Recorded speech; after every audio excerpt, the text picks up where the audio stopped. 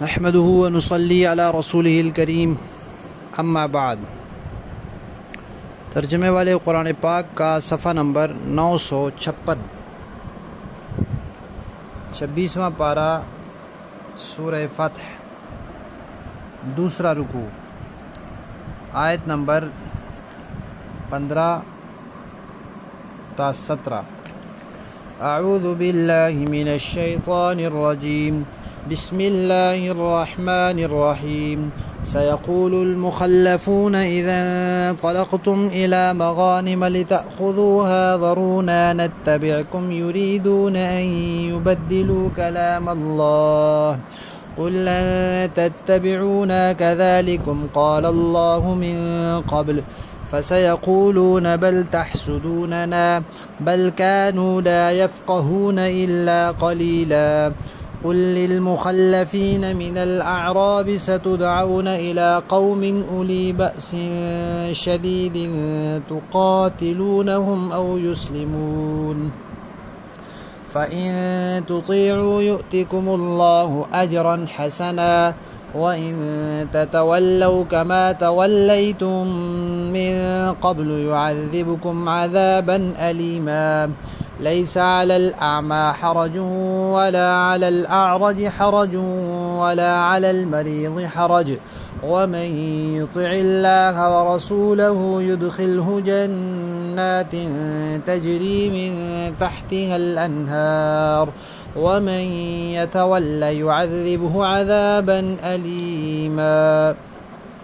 صدق اللہ۔ نبی پاک صلی اللہ علیہ وسلم کے عمرے کے لیے سفر لے جانے اور پھر حدیبیہ سے واپس تشریف لانے کا واقعہ چل رہا ہے۔ تو جب آپ تشریف لے جا رہے تھے تو آپ نے اعلان فرمایا تھا کہ بھئی سب چلیں، اور منافقین نہیں گئے تھے کہ مسلمان تو موت کے منہ میں جا رہے ہیں۔ اب جب واپس تشریف لائے تو صحابہ کرام نے بہت بڑی قربانی دی تھی، جذبات کی قربانی، اور اطاعت کا بڑا نمونہ پیش کیا تھا۔ لڑائی کے لیے بھی تیار ہو گئے، جہاد کے لیے موت کی بیعت بھی کر لی، عمرے کا شوق بھی لے کر گئے تھے، لیکن نہ لڑائی ہوئی، نہ جہاد ہوا، نہ عمرہ کر سکے اور واپس آئے۔ تو ایسے مواقع پر اللہ تبارک و تعالی کسی دوسرے راستے سے مجاہدین کو انعام سے نوازتے ہیں۔ یہ انسان کی طبیعت ہے، فطرت میں یہ چیز داخل ہے کہ انعام سے اس کو خوشی ہوتی ہے۔ جیسے غزوہ احزاب تھا، سارے قبیلے مل کر مدینہ پر حملہ آور ہوئے اور پھر وہ واپس چلے گئے، لیکن اس سے مسلمانوں کو کوئی خاص نہ لڑائی کا براہ راست موقع زیادہ ملا کہ کفار کو زیادہ قتل کرتے مارتے، اور نہ کوئی غنیمت کا مال ہاتھ آیا۔ تو اس کے فوراً بعد اللہ تعالیٰ نے بنو قریظہ کے یہودیوں کو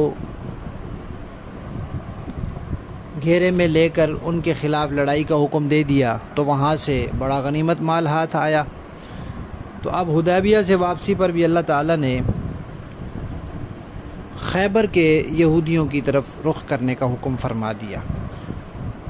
اب یہودی جو ہیں یہ ہمیشہ دنیا میں مالدار ہوتے ہیں اور دنیا کی اور اپنے علاقے کی معیشت پر قابض ہوتے ہیں، تو ان کے خلاف جب لڑائی ہوتی ہے تو خوب مال غنیمت حاصل ہوتا ہے، سونے چاندی کے ڈھیر ہوتے ہیں، خوراک ہوتی ہے، جانور ہوتے ہیں، بہت کچھ ہوتا ہے۔ تو اب اللہ تعالیٰ نے وہاں جانے کا حکم فرمایا، لیکن ساتھ یہ بھی فرما دیا کہ جائیں گے صرف وہی لوگ جو حدیبیہ میں گئے تھے۔ جو حدیبیہ میں نہیں گئے، جو نبی پاک صلی اللہ علیہ وسلم کے ساتھ اس وقت نہیں گئے تھے، وہ نہیں جائیں گے۔ تو اس کا اللہ تعالیٰ نے پہلے ہی تذکرہ بھی کر دیا، اور یہ حکم جو اللہ تعالیٰ نے دیا تھا وہ نبی پاک صلی اللہ علیہ وسلم کو دیا تھا، اور وہ قرآن پاک میں نہیں ہے، اور اب اللہ تعالیٰ فرما رہے ہیں ہم نے حکم دیا تھا۔ تو اس سے معلوم ہوا کہ قرآن کے علاوہ اور بھی وہی ہے جس کے ذریعے اللہ تعالیٰ احکامات دیتے تھے، اور بھی اس طرح کی مثالیں قرآن میں ہیں۔ تو یہ جو لوگ منکرین حدیث ہیں، جو یہ کہتے ہیں کہ قرآن کے علاوہ کوئی حکم کوئی وحی نہیں آتی، وہ غلط کہتے ہیں، قرآن کے خلاف ہے یہ۔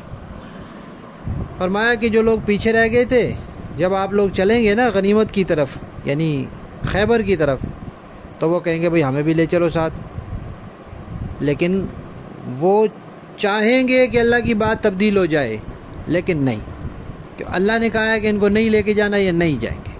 اللہ چاہتے ہیں کہ خیبر کی غنیمتیں صرف ان کو ملیں جو حدیبیہ میں اتنی اطاعت کا اور فرما برداری کا نمونہ دکھا کر آئے ہیں، صرف ان کو ملے اور کسی کو نہ ملے۔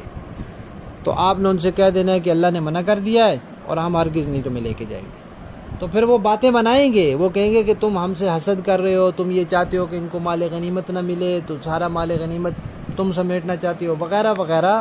اللہ نے فرمایا کہ ایسی بات نہیں ہے، ان کو ایسے کہنے دینا، اصل میں ان کے اندر سمجھ نہیں ہے، اگر سمجھ ہوتی تو ایسی باتیں نہ کرتے۔ باقی وہ منافق ہیں، لیکن توبہ کا دروازہ تو کھلا ہے، کوئی ان میں سچے دل سے ایمان لانا چاہتا ہے تو لے آئے۔ اب اس کو نہیں لے کر جائیں گے، لیکن اس کے بعد آئندہ مارکے پیش آئیں گے جس میں سخت لڑائیاں ہوں گی، جان توڑ لڑائیاں ہوں گی، بڑے بڑے شدید قسم کے مارکے ہوں گے۔ اس وقت اگر تم لڑو اور دشمن کو یا تو قتل کر دو یا پھر وہ فرما بردار ہو جائیں، مسلمان ہو جائیں، یا چلو جزیہ دے کر رہنے والے ہو جائیں، تو اس وقت تم ثابت قدمی دکھانا۔ تو اب جو حدیبیہ کے موقع پر تم نے کوتاہی کی ہے، یہ اللہ تعالیٰ معاف کر دیں گے، اور آئندہ کے لیے تم اپنی زندگی سنوار لو، سچے مسلمان بن جاؤ۔ اور اگر نہیں تو جیسے اب تم نے غداری کا مظاہرہ کیا تھا جب نبی پاک صلی اللہ علیہ وسلم مکہ کی طرف جا رہے تھے، آئندہ بھی ایسے کرو گے تو پھر اللہ تعالیٰ تمہیں عذاب دیں گے۔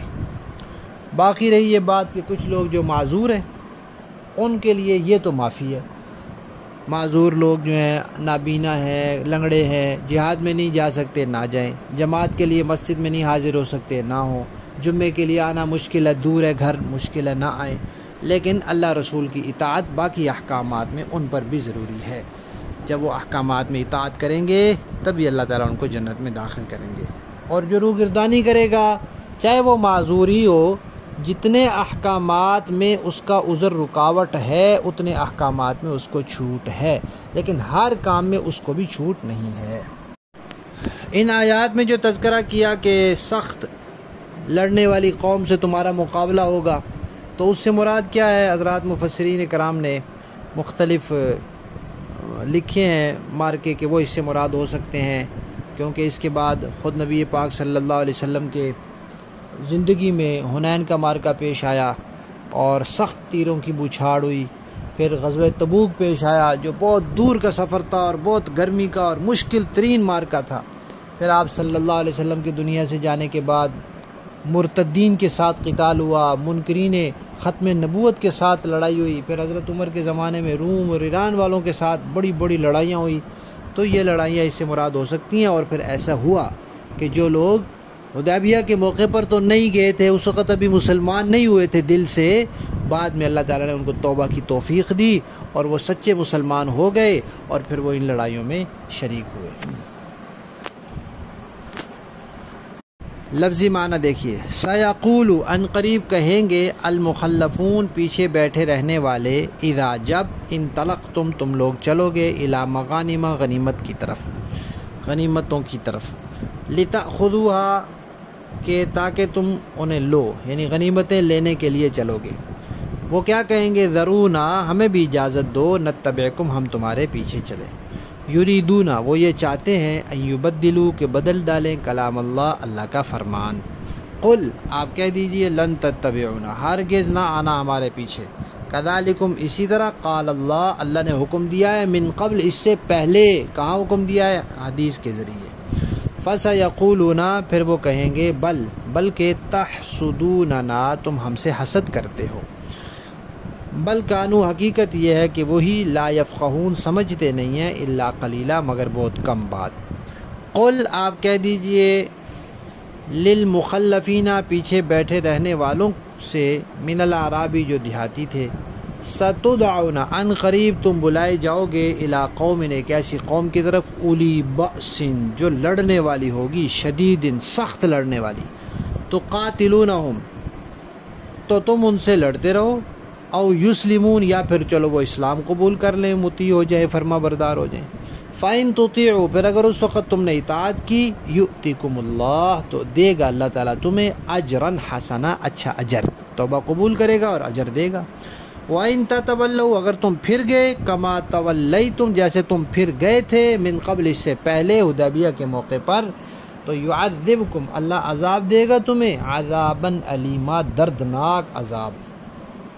لیس علی الاعمى نہیں ہے اندھے پر، حرجن کوئی حرج، کوئی تنگی، کوئی گناہ، ولا علی الاعرج اور نہ لنگڑے پر، ولا علی المریض ولا علی الاعرج حرج ولا علی المریض حرج، نہ لنگڑے پر اور نہ بیمار پر کوئی گناہ۔ ومن یطع اللہ اور جو کرے گا اطاعت اللہ کی بھی، ورسولہ اور اس کے رسول کی بھی، یدخلہ اسے داخل کرے گا اللہ جنات ایسے باغات میں، تجری کے بہتی ہیں، من تحتیا ان کے نیچے، الانہار نہریں۔ ومن یتولی اور جو روگردانی کرے گا، یعذبہ اللہ عذاب دے گا اسے، عذابا علیما دردناک عذاب۔ با محاورہ دیکھیں،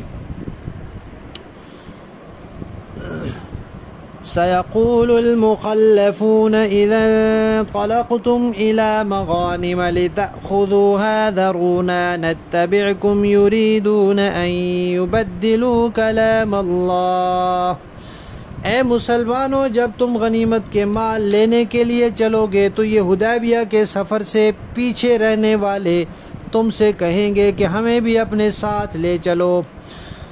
یریدون ان یبدلوا کلام اللہ وہ چاہیں گے کہ اللہ کی بات کو بدل دیں۔ قل لن تتبعونا كذلكم قال اللہ من قبل تم کہہ دینا کہ تم ہرگز ہمارے ساتھ نہیں چلو گے، اللہ نے پہلے سے یوں ہی فرما رکھا ہے۔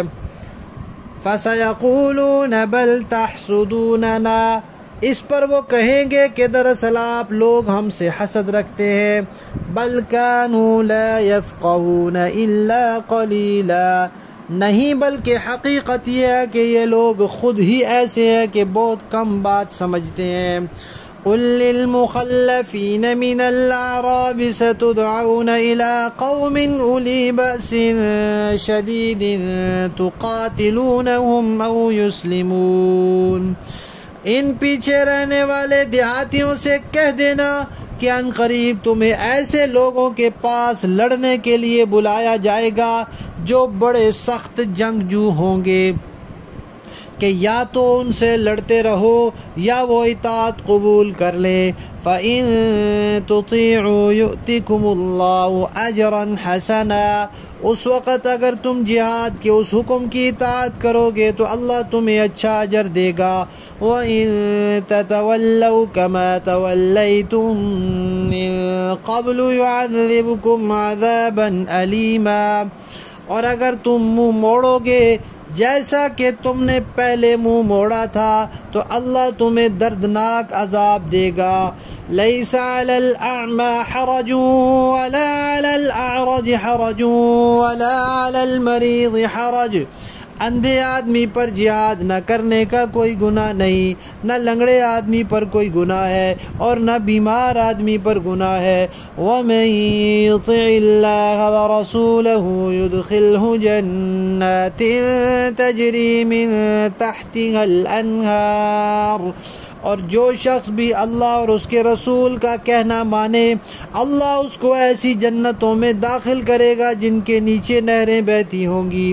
وَمَن يَتَوَلَّ يُعَذِّبْهُ عَذَابًا أَلِيمًا اور جو کوئی منہ موڑے گا اسے دردناک عذاب دے گا۔ صدق اللہ العظیم۔